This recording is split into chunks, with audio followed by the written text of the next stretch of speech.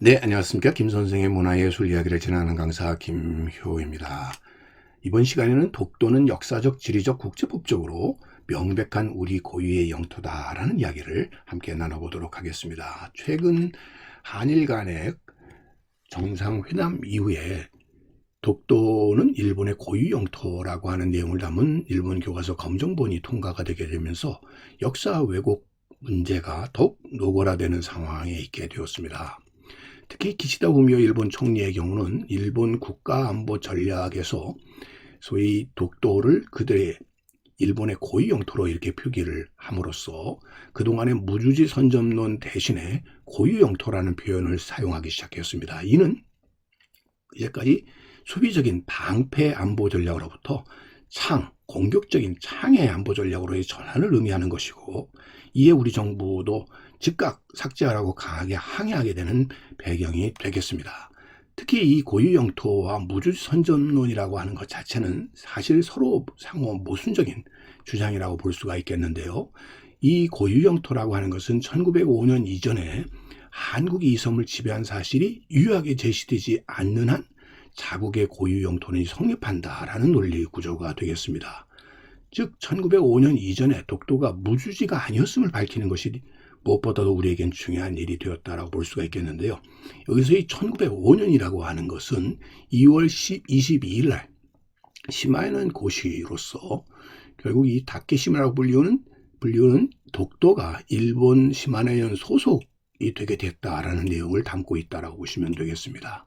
사실 그 이후에도 1935년에 국제식량부 발행 지도 구역 일람표를 보더라도 당시에 이 다케시마라고 하는 것이 조선 땅이라고 하는 것을 분명히 이 작전 지도에서도 확인해 볼 수 있을 정도로 일본인들 내부에서는 당연히 이 독도가 그들의 땅이 아니라는 것을 이미 알고 있었다고도 볼 수가 있겠고요. 1945년 일본이 패망하고 난 뒤에 그동안 가이로 포츠담 선언에서 이루어졌었던 내용의 결과로 일본의 영토 내에서 결국 독도가 제외된다라고 하는 것이 바로 이 메가더 라인으로 확정되었다라고 볼 수가 있겠습니다. 즉 스카핀 1033호에 일본의 어업과 폭염에 인가된 구역에 관한 각서에 일본어선의 활동 가능 영역이 표시되도록 되어 있었는데, 그 표시된 내용에 분명히 이 다케시마와 울릉도라고 불리우는 이 독도가 일본 영토가 아님을 여기서 분명히 하고 있다는 사실을 이 당시에 이 연합군 최고사령부가 발표한 지도에서도 확인을 해 볼 수가 있겠고요. 특히 이 시기에 스카핀 1033에서 세우는 내용들을 보더라도 다케시마로부터 12마일 이내에는 접근하지 말도록 하는 내용을 담고 있는 것을 통해서도 분명히 알 수가 있겠습니다. 이렇게 확정되었었던 메가더 라인이 1951년 9월 8일 날 일본 영토를 규정하는 샌프란시스코 강화조약이 체결이 되면서 무효화되게 되었고요.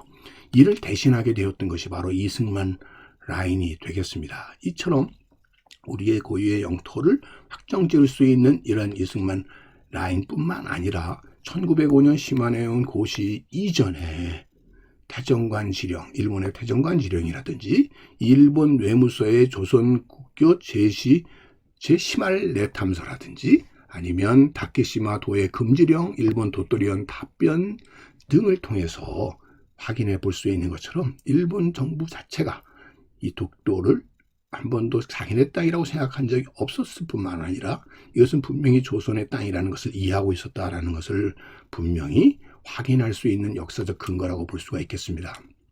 특별히 1951년 이후에부터 이들은 오키섬에서 가장 가까운 이 독도를 자기네 땅이라고 주장하면서 그 근거로서 시마네현 고시를 들고 있고, 1905년 이전까지 이들은 무주지였고 누구도 소유한 땅이 아니었던 리앙코르라고 하는 소위 무인도였다는 것을 주장하면서 이를 단서로 해서 결국 이 다케시마의 날이라고 하는 것을 2월 22일을 기준으로 해서 제정하고 우리가 불법으로 이를 점유하고 있다라는 식으로 끝없이 논쟁을 벌이고 있고, 이것을 국제법적으로 분쟁 지역화하려는 노력을 벌이고 있는데, 그렇게 되는 이유는 바로 이 배타적 경제 수역과 관련이 깊다라고 볼 수가 있겠습니다.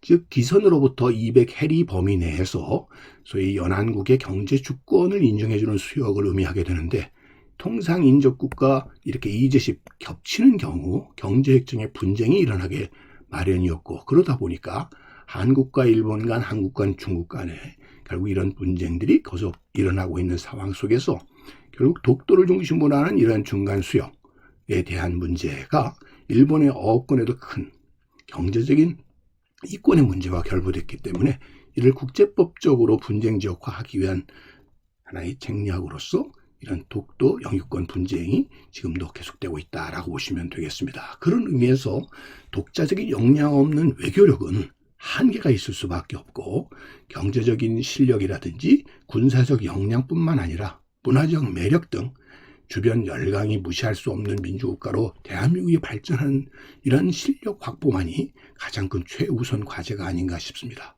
그런 의미에서 오늘 독도 문제를 새로이 바라보는 하나의 출발점이 바로 이 시기에 더욱 우리 국민들 사이에서 이루어져야 되지 않을까 싶고요. 그렇게 됨으로써 동쪽고 신비로운 우리의 고유의 영토인 독도가 결국 우리가 실효적으로 지배하고 있는 독도에 대한 이러한 관심으로부터 시작된다라는 점이 되겠고요. 그런 시점에 결국 역사적, 지리적, 국제법적으로 명백한 우리의 고유 영토라고 하는 내용을 다시 한번 강조하는 이유가 되지 않을까 싶습니다. 오늘 이 시간에는 독도는 우리의 고유 영토라는 제목으로 말씀 함께 나누어 봤습니다.